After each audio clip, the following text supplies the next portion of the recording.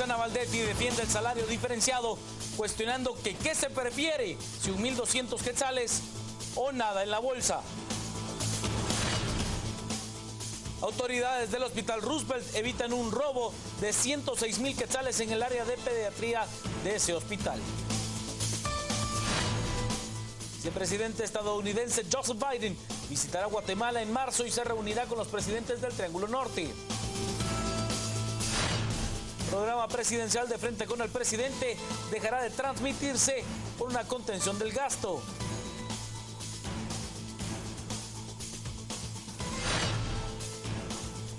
Y el gobierno de Ucrania pierde el control de una importante ciudad frente a los separatistas prorrusos.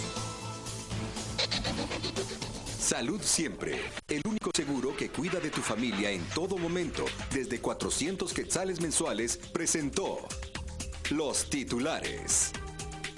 Comenzamos con las noticias. La señora vicepresidenta de la República, Ingrid Roxana Valdetti Elías, salió en defensa del salario diferenciado en 4 municipios. Las noticias nacionales son presentadas por Azúcar de Guatemala.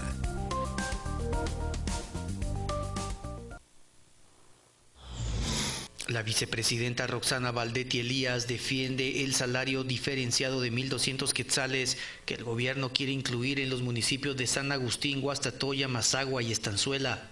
Valdetti pregunta si prefieren ese dinero o nada en la bolsa. ¿Es mejor tener un salario diferenciado o no tener nada en la bolsa?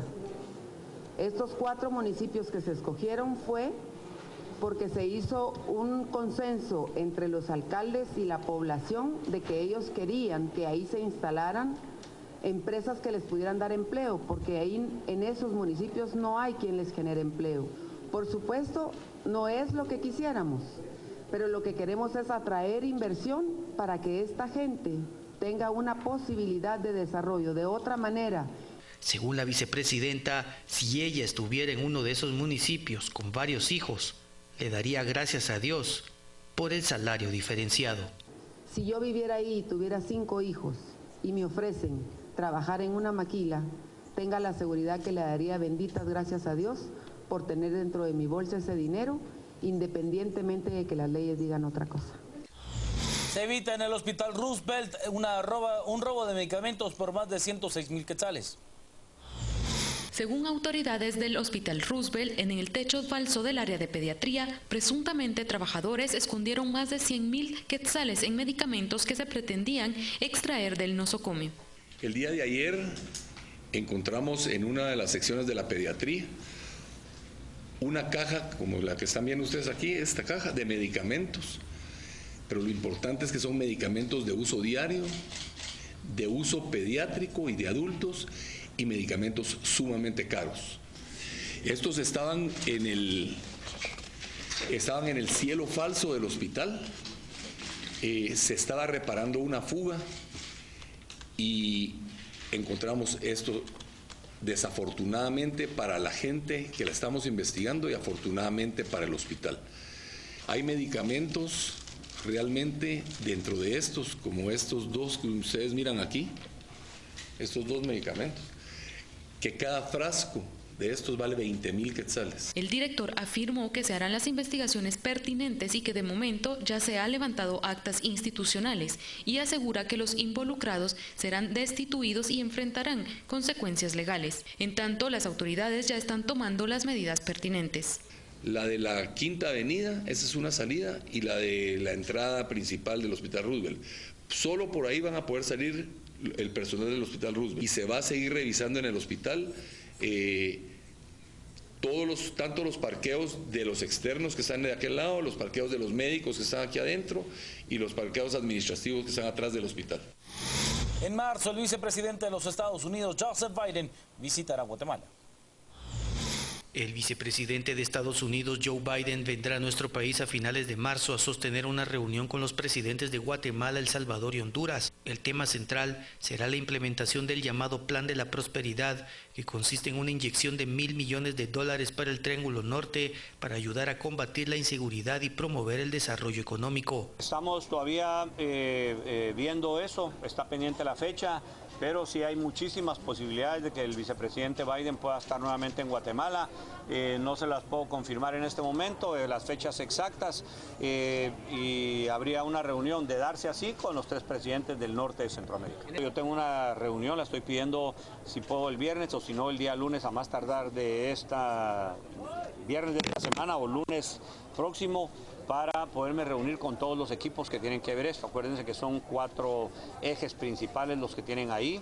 Es el desarrollo humano, es la seguridad y la justicia, es el desarrollo y el crecimiento económico y el fortalecimiento institucional. Así que en las 4 áreas nosotros hemos avanzado, tenemos planes que llegan casi a las acciones y al detalle de lo que tenemos que hacer, y lo vamos a volver a discutir para asegurarnos que estamos en lo que tenemos que hacer para aprovechar de la mejor manera esos recursos. Es posible que Biden se reúna con empresarios y sociedad civil para escuchar sus puntos de vista. También se agendará una reunión con las primeras damas de nuestro país, El Salvador y Honduras.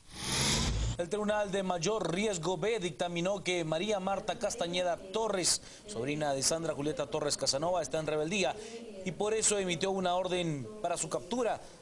Se debió a que para este miércoles estaba planeado el inicio del juicio por el caso especial de estafa en su contra para las 10 horas, pero la acusada no se presentó aduciendo padecer quebrantos de salud, pero los juzgadores no aceptaron la excusa, por lo que se ordenó la captura. Trascendió que la sobrina de la ex primera dama presentó una excusa médica para no asistir al juicio, que se iniciaría este miércoles, pero el tribunal, ya le decía, no lo aceptó. Castañeda Torres está acusada por 2 casos de estafa en la municipalidad de Pasaco, Jutiapa, y en San Pedro Soloma, esto en Huehuetenango, uno por 2 millones de quetzales y el otro por 3 millones. La sobrina de Torres habría recibido una comisión primero de 300,000 quetzales y luego de 600,000 quetzales en el año 2006. La pregunta es, ¿por qué a estas alturas?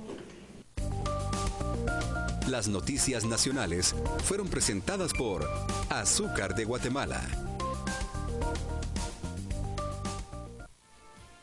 Pausa, al regresar más noticias, quédese con nosotros, estamos a las 8:45.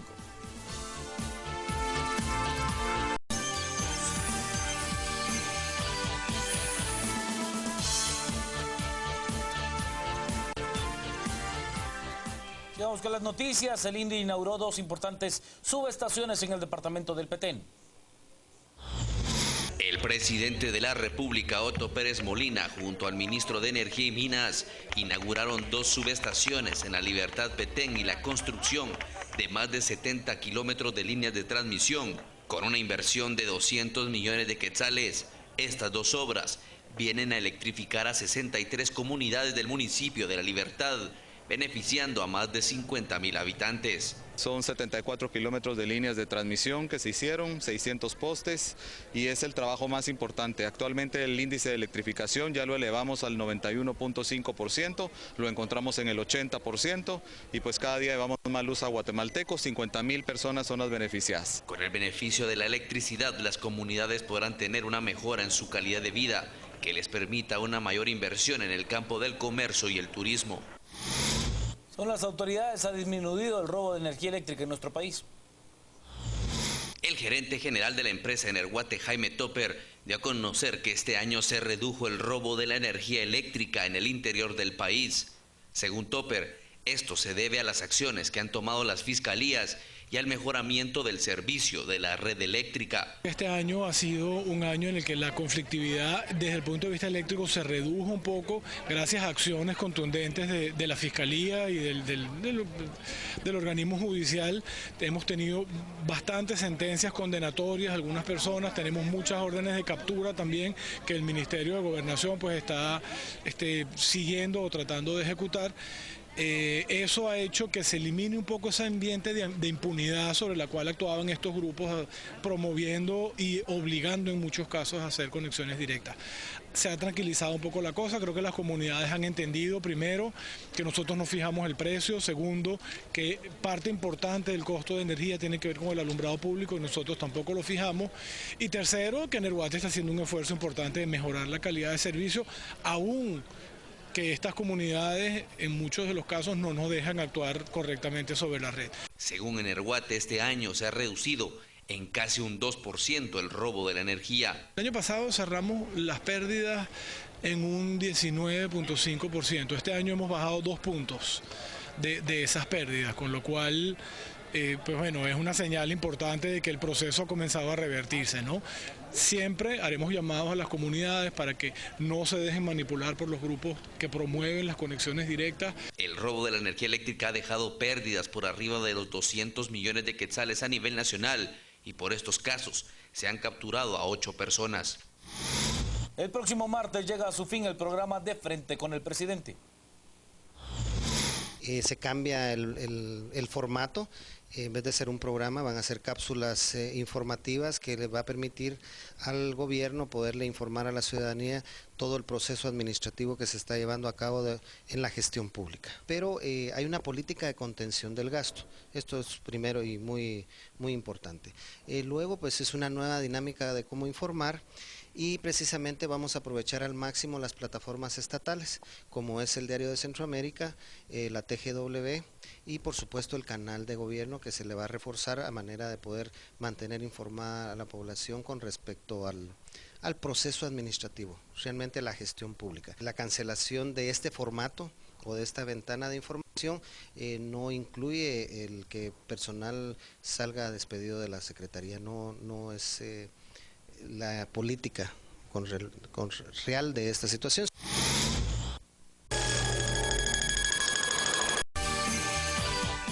Buenas noches, bienvenidos a la primera conversación de este miércoles 18 de febrero a las 8:45. Gustavo Berganza y Juan Luis Font estamos listos para arrancar con el primer tema que se refiere a esa declaración del registro de ciudadanos del Tribunal Supremo Electoral que ha dado a conocer que el Partido Liberal Progresista, el PLP, se encuentra señalado de haber falsificado más de 12,000 firmas que había presentado el pasado 25 de enero para ampliar el número, hasta llegar al número legal que demanda ahora la ley de afiliados en su organización. Hoy nos acompañan justamente para discutir este tema la secretaria general del PLP, Ofelia González. Y está con nosotros también el abogado del partido, el señor Guillermo Payares. Ambos bienvenidos, gracias por estar con nosotros. Perdón. Gabriel, perdón, he confundido dos nombres con G. Es Gabriel Payares y no Guillermo Payares. Bienvenidos a los dos. Gracias por acompañarnos. Está con nosotros también José Carlos Sanabria, quien es coordinador del área política de ASIES. Buenas noches. Comenzamos entonces, doña Ofelia. ¿Cuántas organizaciones reconocidas tenían ustedes a nivel departamental y a nivel municipal en el PLP? Mire, nosotros básicamente las organizaciones que teníamos reconocidas hasta ahorita tenemos bastantes. Tenemos en Chimaltenango 100 y fracción. Entonces nosotros tenemos gente prácticamente en toda la... ¿Desde cuándo es usted la secretaria general del PLP? Yo tengo 5 años más o menos de ser secretaria general del partido, sí. Pero siempre he sido miembro del partido. ¿Y en cuánto tiempo recogieron ustedes estas 12,000 firmas, licenciado Payares, que les ha permitido ampliar hasta llegar a 23,000 el número de afiliados? Las firmas que recolectaron, hasta donde tengo entendido, fueron no solo 12,000, eran más de 20,000 firmas. ¿Sí? Me engañan los números. Para llegar al mínimo, que eran aproximadamente 20,083, 21,000, dependiendo de cómo estuviera el último censo. Ya hemos presentado, además, la recolección se hizo en aproximadamente de entre 3 a 4 semanas. ¿Y cómo puede recolectarse ese gran volumen de firmas en tan escaso tiempo? Pues la verdad es que tenemos mucha gente trabajando en todas las áreas. O sea, y creo que nuestro proyecto ha tenido bastante aceptación y mucha gente se ha acercado a nosotros. Tenemos bastante gente joven que cree en nosotros. Pero ¿cómo han tenido aceptación si prácticamente el proyecto se encontraba en hibernación o adormecido durante los últimos años? Estaba en hibernación porque nosotros teníamos una limitación y la limitación es que todavía teníamos una suspensión. Entonces, mientras nosotros no tuviésemos esos datos, cuando fuimos amparados, empezamos a trabajar, definitivamente. Pero nosotros siempre hemos tenido nuestra gente repartida. Ahora, pero digamos, ustedes fueron suspendidos porque precisamente no llenaban el mínimo de afiliados ni el mínimo de organizaciones registradas. Esa fue lo que dio inicio a la suspensión.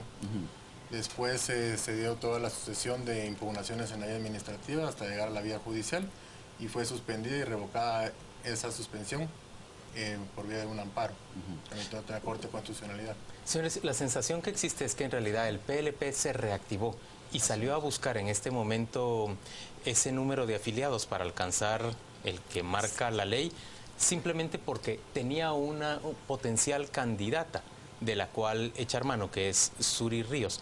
En términos reales, de no haber existido esta posibilidad de candidatura de Suri Ríos, ¿habría habido alguna motivación para que el partido se reactivara y saliera a buscar ese número de afiliados? Bueno, como usted dijo anteriormente, el partido estaba hibernando, es pura hibernación, pero definitivamente eso no quería decir que no estemos vivos. Estamos vivos y tenemos un nuevo proyecto. Con Suri, definitivamente, ella todavía no nos ha dicho sí, ahí vamos. O sea, es nuestra candidata probable, aún no tenemos una respuesta, pero definitivamente el PLP ha tenido gente dentro de sus filas, gente muy importante. O sea, buscamos gente capaz, gente idónea. Entonces, no precisamente ha sido ella la que nos dijo salgan adelante, sino el partido per se es el que va adelante. Ahora, en el caso, Juan Carlos, en el caso del PLP, bueno, también ha habido otros partidos que han estado en hibernación, ¿no? ¿Qué es lo que estipula la ley electoral para mantener inscrito a un partido?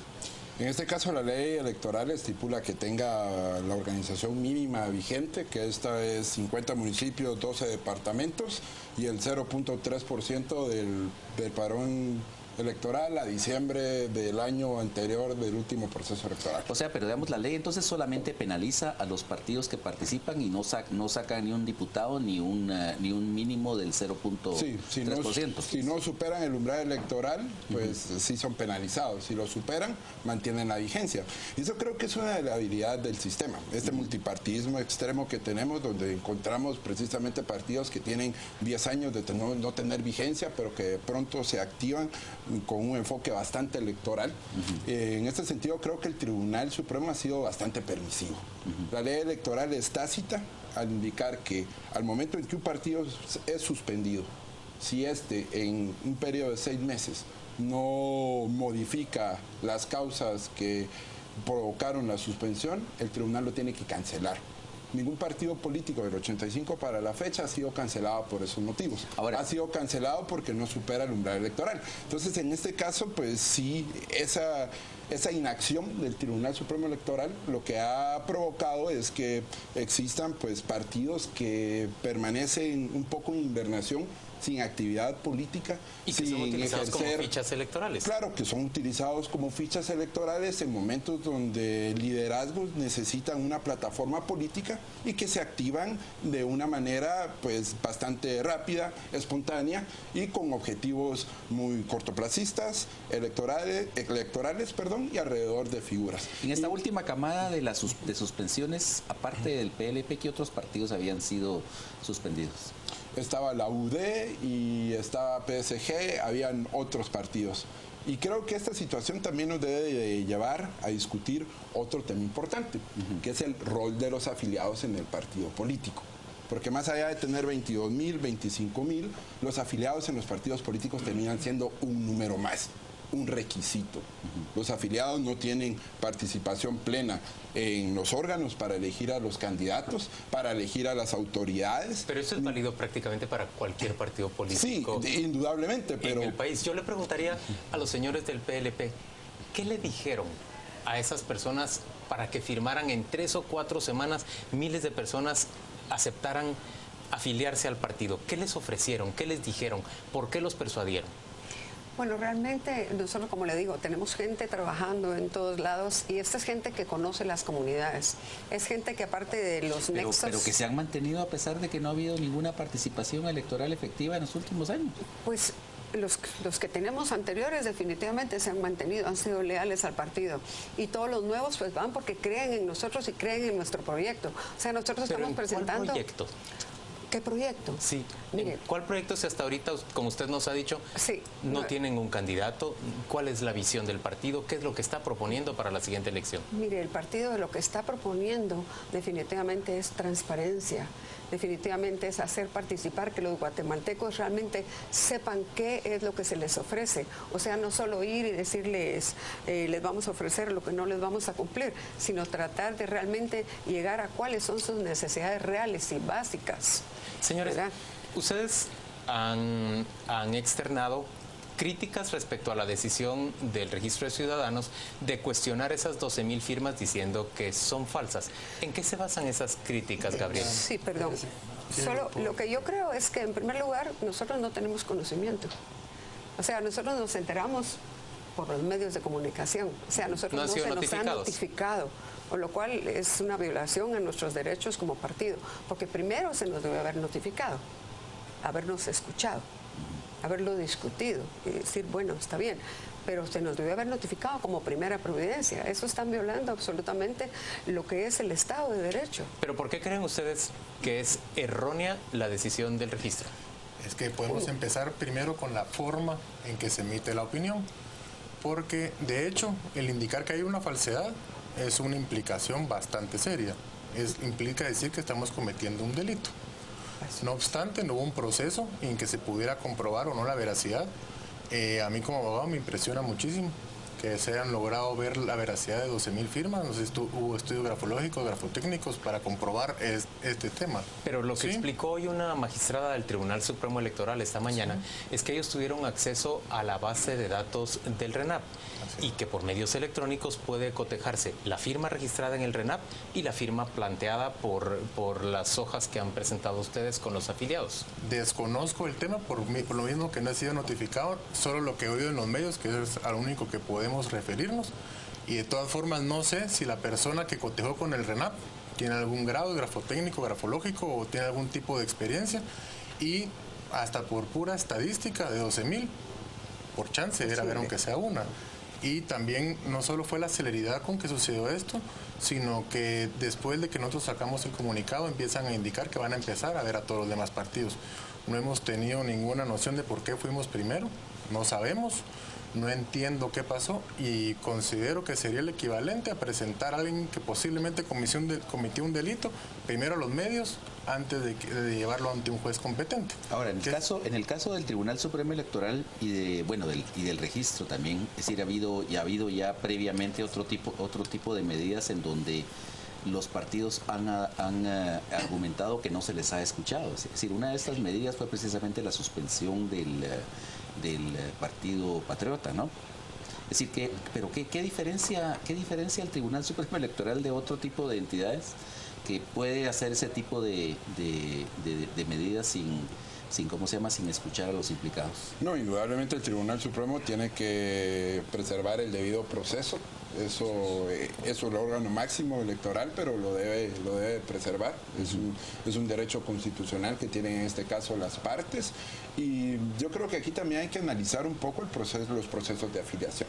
En términos generales, los procesos de afiliación no son procesos legítimos en términos de que los afiliados efectivamente se afilian a los partidos. Hay muchos procesos de afiliación que tienen muchísimos vicios.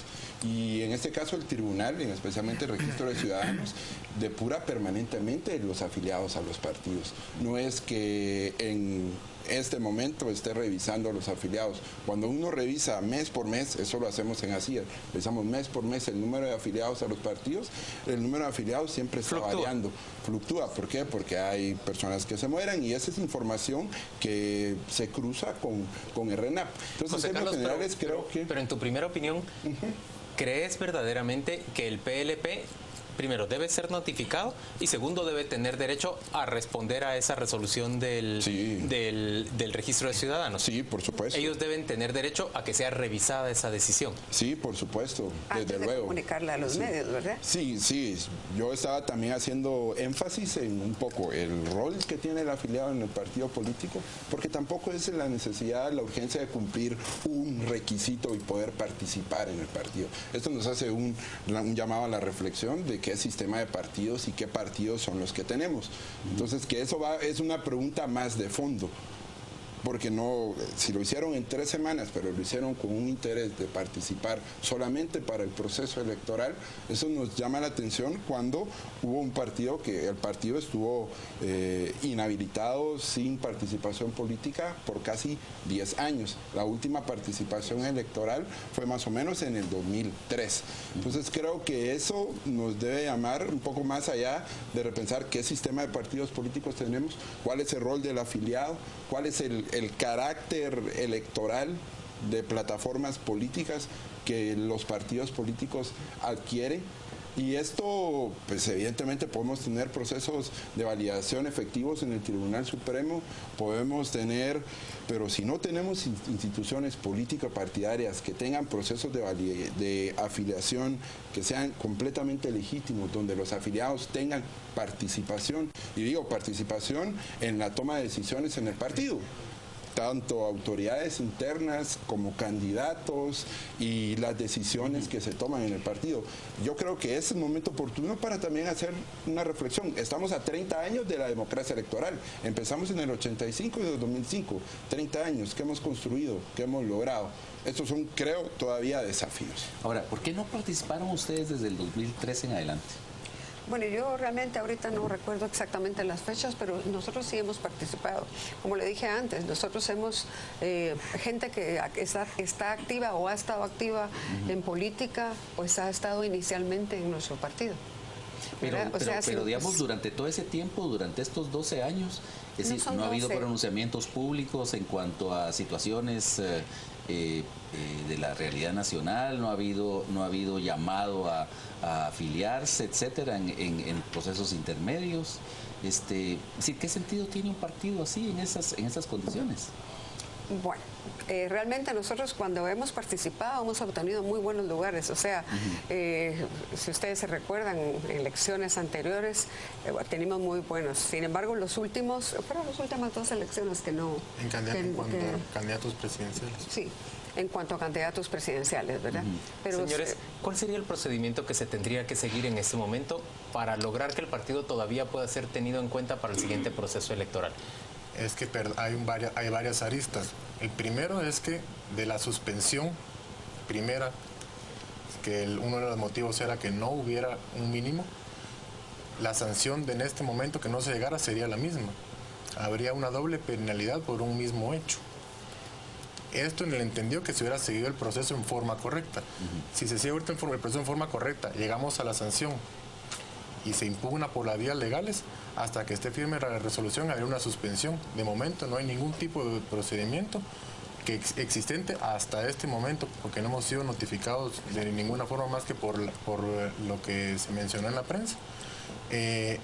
¿Habría efectiva algún tipo de sanción? Otra cuestión. De momento no. Desde el momento que ustedes sean notificados, ¿cuáles son las acciones que proceden? Bueno, fundamentalmente creemos que no es posible tener toda esa cantidad de alteraciones. Es imposible. Entonces lo van a impugnar. No es factible. Tenemos que, primero que nos notifiquen, que nos demuestren que hay falsedad, porque la falsedad es definitivamente... Sí. No es normal, ¿verdad? Decir esto es falso no es lo mismo decir hay algo anómalo, no es lo mismo falso que anómalo. Entonces, definitivamente... ¿Ustedes van a impugnar esa decisión del registro? Cuando nos notifiquen nos enteraremos de qué es lo que nos están acusando, pero por el momento no puede haber falsedad. ¿Y van a pedir que haya una revisión sobre el proceso completo? Completamente, no tenemos ningún problema en estar sujetos a cualquier tipo de revisión. Ahora, se había hablado que incluso iban ustedes a traer a las personas firmantes para manifestar frente al registro, ¿no? ¿Quién? No sé, no me han notificado tampoco. ¿No le han notificado tampoco? No. Okay. No, pero realmente si también están nuestros afiliados y podemos decirles, vengan, seguro creo que habría tanto como traerlos a todos. Pero doña Ofelia, a mí no me queda claro cuándo fue usted electa secretaria general y cómo pudo haber sido electa en años recientes si el partido se encontraba en suspenso. Mire, yo realmente ahorita no manejo perfectamente las fechas desde cuando fui nombrada secretaria general del partido. Como dije antes, más o menos 5 años. Pero nosotros... Pero si el partido tiene aproximadamente 8 o 10 años de encontrarse en suspenso, ¿cómo pudo haber sido integrado una asamblea general? No es suspenso, no. Hay diferencia en que está en suspenso a estar suspendido por el Tribunal Supremo Electoral. Claro, pero para estar... Estuvo suspendido. Pero para estar habilitado, el partido tendría, solo habilitado, podría llamar a una asamblea general mediante la cual se elige a una secretaria general. Para hacer elección de la nueva secretaria general, para mientras sea contenido en funciones, toda vez que no hay un nuevo funcionario que tome las funciones. Pero ustedes no recuerdan las fechas de cuándo ha ocurrido esto. Y su nombramiento como secretaria general sí se encuentra debidamente registrado ante el Tribunal Supremo. Por supuesto, se encuentra debidamente registrado ante el Tribunal. Señores, gracias a todos por acompañarnos hoy a las 8:45 para discutir este tema. Vamos en este momento con nuestro compañero Juan Carlos Sandoval para conocer qué opiniones, qué reacciones ha suscitado esta discusión en las redes sociales. Adelante, Juan Carlos. Gracias, Juan Luis. Por supuesto que revisamos las redes. Vámonos a la red social Twitter, donde hay bastantes mensajes al respecto.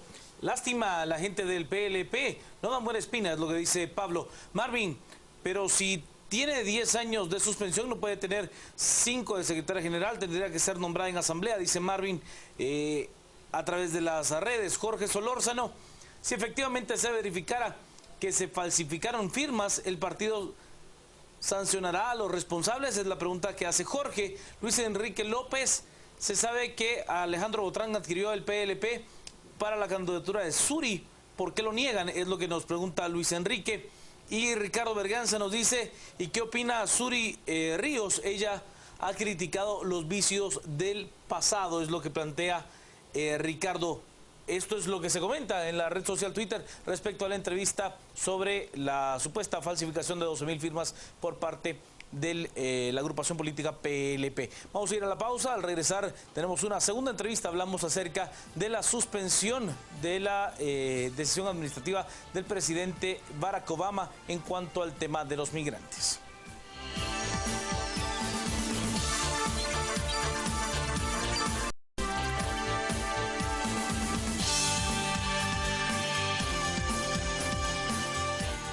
En las 8:45 queremos discutir ahora en torno a esa decisión de un juez federal estadounidense que ha dejado en suspenso la acción ejecutiva del presidente Barack Obama, que buscaba regularizar la situación migratoria de miles de inmigrantes en Estados Unidos.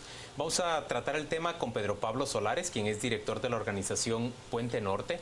Él hace consultoría, esa organización hace consultoría en materia de migraciones. Y hablamos también con un habitual invitado de a las 8:45, Nicolás Birsi, quien es analista en temas internacionales. Gracias a ambos por acompañarnos. Gracias. Ahora, hablábamos previamente de las características del juez de Brownsville, el juez federal en donde se fue presentado este recurso por parte de 26 estados, ¿verdad? De los procuradores de 26 estados de los Estados Unidos en contra de la medida ejecutiva del presidente Obama. Llama la atención que en el sistema norteamericano un juez no se excuse de conocer, a pesar de que ya ha opinado previamente ampliamente sobre el tema. Nicolás. Sí, bueno, si el juez cae en un error en hacer esos comentarios previos y no excusarse, la Corte de Apelaciones seguramente lo va a revertir la decisión del juez. Pero sin embargo, el juez leyó la ley y la Constitución americana exactamente como se debe. El presidente Obama no tiene la autoridad de emitir esta orden ejecutiva, y yo aquí les anuncio que no la hizo. No hay una orden ejecutiva de Obama. Es un memorándum del Departamento de Homeland Security. Sí, Obama no ha firmado ningún orden ejecutivo que otorga derechos a los migrantes. Nunca la firmó. Se hizo todo el show. ¿Y ese memorándum? ¿Se hizo un show, estás diciendo? Sí, se hizo un show, no lo firmó porque el mismo Obama dijo que no tenía esa potestad. Entonces, lo que salió fue un memorándum del Departamento de Seguridad Nacional. Para intensificar para estos efectos. Sí, pero entonces hay procedimientos. El juez no revirtió ninguna, y él lo dice claramente. El presidente de Estados Unidos no tiene nada que ver con esta decisión. El juez está hablando y revirtiendo una decisión de un memorándum del Departamento de Seguridad Nacional. Y dirige su decisión al secretario, que es... se me escapa el nombre.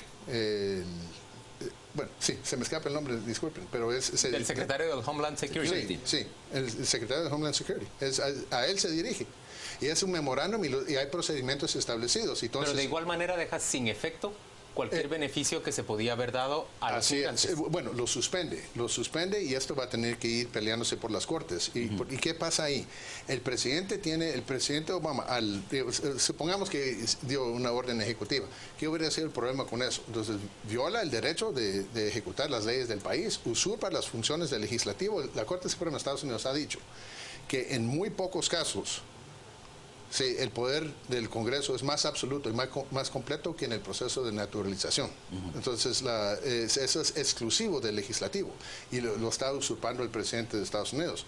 Y además está distorsionando el poder de discreción que sí tienen aplicar las leyes. El presidente, ¿qué cambia ahorita con la suspensión? Nada. El presidente puede decidir, vamos a deportar a personas que están cometiendo crímenes y no vamos a deportar a otras personas porque vamos a priorizar aquí.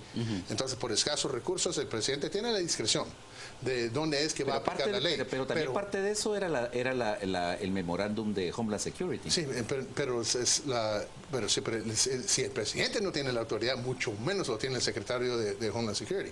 Entonces, discutamos esto primero, sí. Pero Pablo, ¿es realmente una acción ejecutiva del presidente la que está revirtiendo el juez federal o es solo un memorando del Homeland Security Office?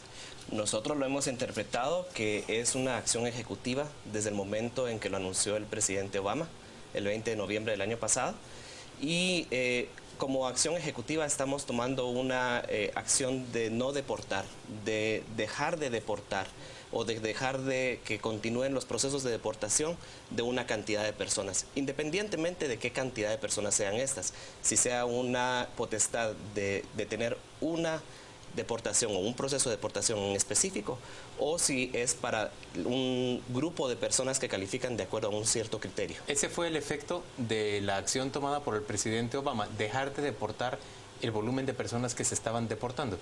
Dejar de deportar a aquellas personas que calificaran en los criterios que él mismo estableció el 20 de noviembre. Ahora, digamos, entonces era algo así como dirigir selectivamente la acción del Homeland Security, del Servicio de Inmigración, hacia cierto tipo de inmigrantes ilegales y no a todos. Y no a todos, sí. Lo que se hizo fue una discriminación entre ciertas personas que tenían algunas características, algunas condiciones especiales, y les dio preferencia a ellas, bajo el argumento de que no podía hacerlo para todos en ese momento. Nicolás, ¿puede hacer eso el presidente de Estados Unidos? Eso sí, pero no para ahí. Les da permiso para trabajar, para sacar licencias de conducir y aplicar para recibir servicios públicos y transferencias del Tesoro del Departamento de Tesoro del Gobierno Federal. Y todo eso ya no puede hacerlo, es lo que estás diciendo. Eso no lo puede hacer. Y eso ahí sí se excede. Se puede aplicar la ley según la discreción que le da los poderes implícitos de la Constitución americana. Pero lo que no puede hacer es hacer ley, es lo que estaban haciendo. Y como dijo el juez aquí, no solo están reescribiendo la ley, se la están inventando. Pero él dirige, se llama Jay Johnson, el secretario. Él dirige toda su decisión a Jay Johnson y ordena a Jay Johnson. No hay el presidente Obama nunca firmó, ese día era un show, lo que estaba firmando no era una orden ejecutiva en noviembre de 2014, no era una orden ejecutiva. Estaba dando su visto bueno al memorándum a otros dos. Secretario del Homeland Security. El memorándum salió después, y no con el nombre del presidente, sino con el secretario. Entonces el secretario es el que tiene que rendir cuentas ante esta decisión del juez. Ahora, ¿qué implicaciones tiene para Obama esto en términos de credibilidad? Yo creo que esto de cierta manera le puede favorecer, porque él escogió este pleito. Recordemos qué pasó en noviembre. ¿Sí? Los demócratas fueron arrasados en las elecciones. ¿Y qué pasó? ¿Sí? Pues Obama dice que esas elecciones no cuentan. Ustedes acaban en su preámbulo para esta discusión mencionaron los 26 estados que están disputando esta ley en las Cortes. 26 estados con gobernadores republicanos, con fiscales generales del estado republicanos. O sea, centra la seguidora de anti-inmigración sobre el Partido Republicano. Sí, bueno, es que no creo que eso es lo que quiere hacer. Ese es el partido anti-inmigración. ¿Sí? Pero es lo que quiere hacer y está casi retando a los republicanos a defender la Constitución bajo esta amenaza que van a ser atacados por ser antilatinos. Sí. Entonces, yo creo que el presidente va a buscar más de estos pleitos. Entonces, para Obama... Tu opinión es que Obama en realidad trazó el campo de esta batalla, que termina siendo una batalla de imagen pública. Sí, yo creo que sí. No me cabe la menor duda. ¿Con qué objeto? Para posicionar el Partido Demócrata, recordemos, el Partido Demócrata ahorita está en su punto más débil en 100 años, en términos de gobernaturas, del Congreso, del Senado. ¿Sí? Entonces la quieren posicionar, quieren un knife fight, quieren una pelea a cuchillos para 2016. Entonces quiere dar energía a la base. Entonces lo que quieren hacer es convertir por generaciones la población latina a fieles demócratas, como lo han sido los afroamericanos. Ahora, Pedro Pablo, digamos, en un momento mucha de la base empresarial del Partido Republicano estaba a favor de favorecer las medidas de inmigración, precisamente porque muchas de los negocios de los empresarios republicanos estaban fundados precisamente en inmigrantes. Sí, nosotros conocemos bastante a fondo las poblaciones donde principalmente hay guatemaltecos en muchos estados rurales del sureste de los Estados Unidos. Por poner un ejemplo, Alabama. Y en estos estados hay compañías americanas cuya fuerza laboral depende exclusivamente, y les voy a mencionar, de guatemaltecos. No digamos de hispanos, de guatemaltecos, y son compañías que al final de cuentas hicieron la fuerza necesaria política para que no se mantuvieran las leyes antimigratorias estatales que fueron el fenómeno de hace un par de años, por ejemplo la de Alabama. Pero en términos generales parece haber en Estados Unidos una especie de equilibrio precario. No se le regulariza la situación migratoria a los inmigrantes, pero tampoco se les deporta en masa. Yo sé que se han deportado hasta 29,000 guatemaltecos en un año, pero en términos generales no se saca a la mayor parte de los guatemaltecos, no se les expulsa y se les permite seguir trabajando. Y es en ese equilibrio de precariedad, de inestabilidad, en el que vive la mayor parte de personas allá. El guatemalteco por lo regular tiene la capacidad de poder deambular por la calle.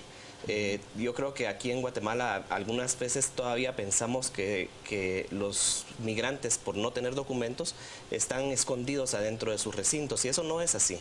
Ellos tienen la capacidad de poder deambular, especialmente por el hecho de que las policías no tienen la capacidad de poder arrestar al ojo, porque sería considerado un acto discriminatorio. Sí, pues.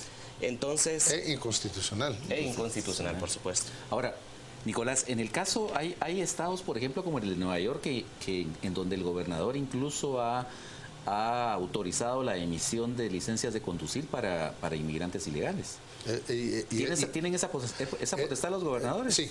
Sí. El mismo examen de naturalización del gobierno federal sí establece que la respuesta correcta a la pregunta ¿quién tiene la potestad de emitir licencia de conducir? Son los estados. Sí, pero el gobierno federal está ordenando a los estados a hacerlo, o si no van a sufrir, eso fue lo que mencionó el juez, o si no van a sufrir multas en las transferencias que reciben el gobierno federal. ¿Sí? Entonces es una incongruencia total, porque el gobierno federal de ahí argumenta diciendo que no, bueno, es que ustedes pueden decidir no dar licencias de conducir a los migrantes, entonces no los estamos castigando, sino por sus propias acciones.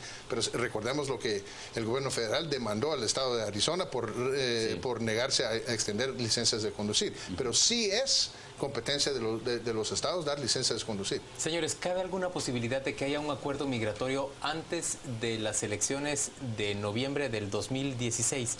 ¿O no cabe esa posibilidad en las condiciones en las que se vive en este momento? Sobre todo partiendo de la afirmación de Nicolás, que esta puede ser en realidad una especie de treta o trampa planteada por el Partido Demócrata para hacer caer ahí al Partido Republicano. ¿Puede eso provocar que los republicanos estén dispuestos a ir a un acuerdo? Yo creo que sí. pero no es posible, no sé si es probable. Y yo concuerdo con todos los beneficios de la migración que estaba exponiendo el compañero. Sí. Y también no es cierto que los republicanos están en contra de la migración, simplemente no es cierto. No es cierto. El establishment, el Partido Republicano, quiere llegar a un acuerdo. ¿Sí? Pero hay 80 congresistas que fueron mandados al Congreso en 2014 que sería con ese mandato. Con ese mandato de proteger la frontera primero. Ahora, y sí es politiquería, porque si Obama hubiera querido hacer algo, lo hubiera hecho en 2009, 2010, cuando controlaba todas las fases del gobierno. Bueno, pero de todas formas, en el caso de la migración, ya había una propuesta del Senado para regularizar la Ya había una antes de eso, la de Bush. Y la de Bush, y ninguna pasó. Ninguna pasó, porque lo que hacen ha sido bastante irresponsable de ambos lados. Por ejemplo, bueno, no vamos a asegurar la frontera hasta que obtenemos esto. Y yo sí veo temas ahí de posicionamiento para el voto latino, no en 2016, sino de 2020, 2024, de aquí en adelante. Como una estrategia demócrata. Yo creo que sí. Pero en ese caso, yo considero que si eso se ratificara, estaríamos ante una situación en la que los republicanos están cayendo en una estrategia demócrata. Porque yo lo que veo cada vez más es una polarización entre los republicanos y demócratas en las que cada vez menos hay acuerdos entre los dos partidos. La migración es uno de los casos, pero por ejemplo... ¿Y compartís la visión de Nicolás respecto a que son solo 80 representantes republicanos los que han recibido un mandato de sus electores de llegar a cuidar la frontera? ¿O te parece que es más bien una posición generalizada dentro del Partido Republicano la de no permitir que se regularice la migración? No, pero no hablemos del Partido Republicano, hablemos de la sociedad estadounidense en general. ¿Hay una actitud positiva en Estados Unidos hacia la inmigración? ¿O hay una xenofobia creciente? Estados Unidos es una nación de 300, 500 millones de personas. Hay de todo.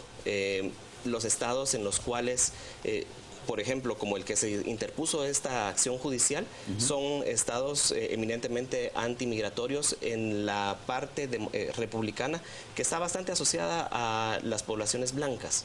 Yo creo que sí existe xenofobia, especialmente en los estados del sureste.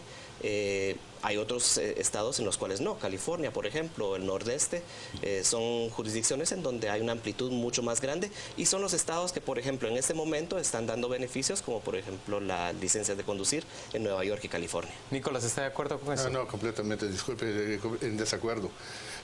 Si hay enojo, los puntos de enojo más fuertes contra Obama es la población afroamericana. Entonces, ¿por qué están dando estos favores? La deuda moral de Estados Unidos es con la población afroamericana, no la latina. ¿Sí? Sí hay elementos de la población blanca que no quieren migración bajo ningún concepto. Xenófobos. Sí, pero son tan marginal que perdemos tiempo hablando de ellos.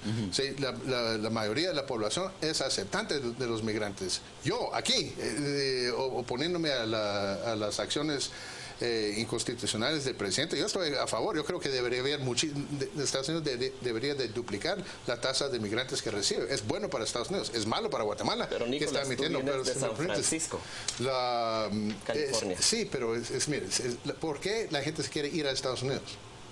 Porque es un país de Estado de Derecho que con todos los beneficios de haber ¿Donde hay oportunidad de trabajo? Sí, pero todas esas oportunidades nacen porque es un Estado de Derecho y de todos los beneficios que salen de ahí.